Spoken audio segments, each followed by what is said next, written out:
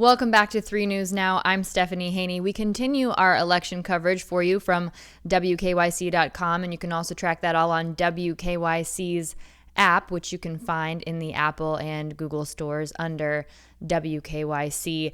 It is now after midnight, so it is now Wednesday, November 4th, but we continue our election night 2020 coverage with you with breaking news that the state of Ohio has been called for the President Donald Trump. It has been projected to be won by President Donald Trump. Let's take a look at how those numbers are shaking out with about 8,686 of precincts reporting out of the 8,933 precincts here in the state of Ohio. President Donald Trump is projected to be leading Democratic candidate Joe Biden by over 450,000 votes. And based on the Secretary of State reporting that there are about 271,000 outstanding absentee and provisional ballots yet to be counted, that's not enough to make up that margin. So Ohio has now been projected to go to President Donald Trump again, much like it did in 2016. Now,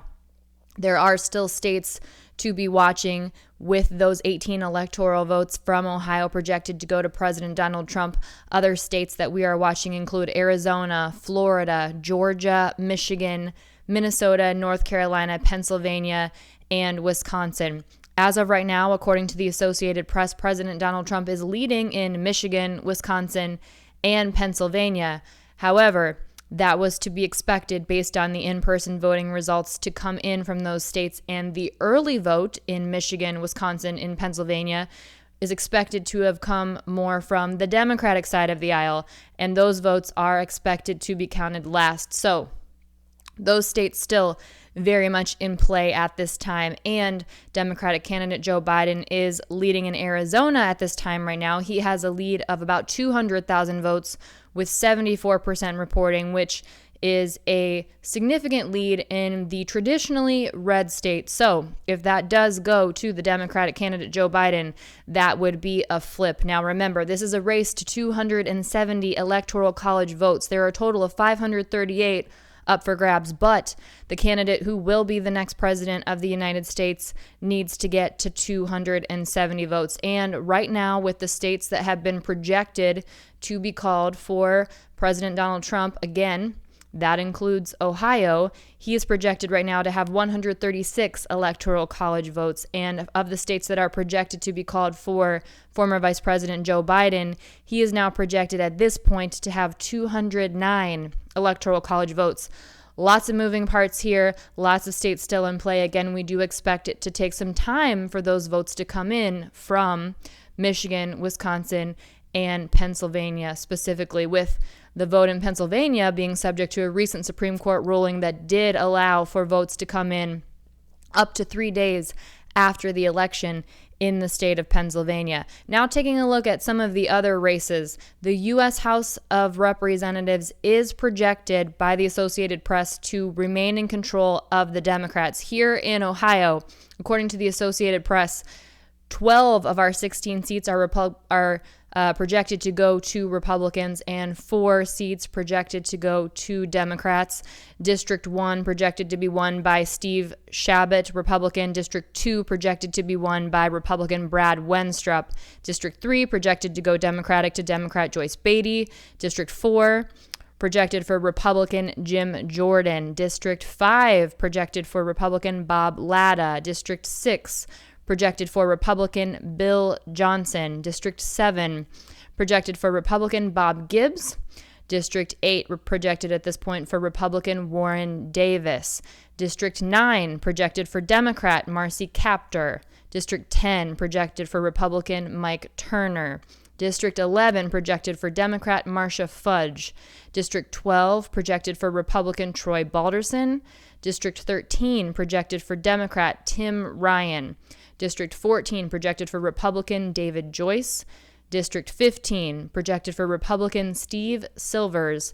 And District 16 projected for Republican Anthony Gonzalez. Now, Another question on people's minds, will the Senate flip to be controlled by the Democrats? Of course, our Ohio senators for the U.S. Senate not up for re-election this year. Democratic Senator Sherrod Brown and Republican Senator Rob Portman, again, not up for re-election here in Ohio, so no changes there. Some races that were being watched in Kentucky, Republican Senate Majority Leader Mitch McConnell did hang on to his seat over Democratic challenger Amy McGrath.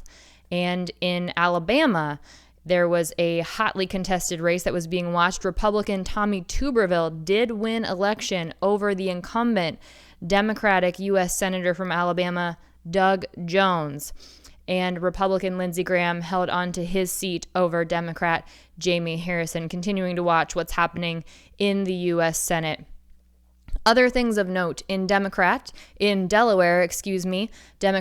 McBride will now be the first state senator who is an openly transgender person in the country when she is sworn in. She has been projected to win a state Senate seat in Delaware. McBride previously interned at the White House under former President Barack Obama, and in 2016 was the first openly transgender person to speak at a major party convention at the Democratic National Convention at that point.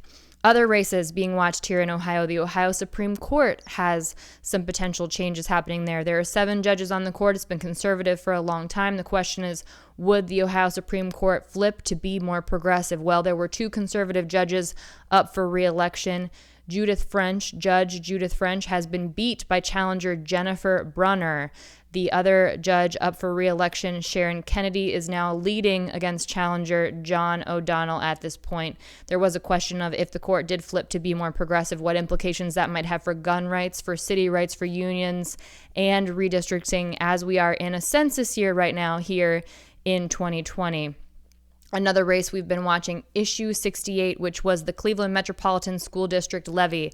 That is projected to pass.